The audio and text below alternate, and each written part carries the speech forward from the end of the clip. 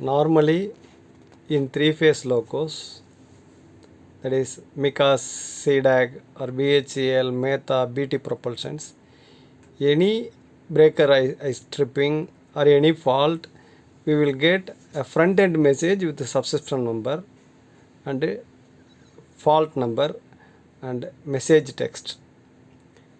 In Siemens propulsion, the subsystem concept is not available, but a pop-up message will appear in the screen provided the operator has to select one screen.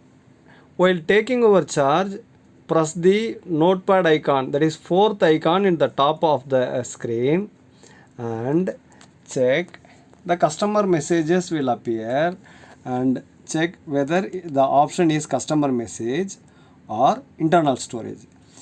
If the selection is internal storage, the pop-up message for instant faults will not appear in the screen. That is why we have to select customer messages and come to normal screen. Now, any fault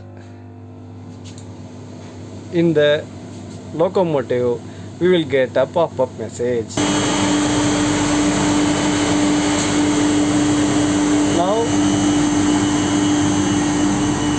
scavenger MCB tripping, we are getting a message.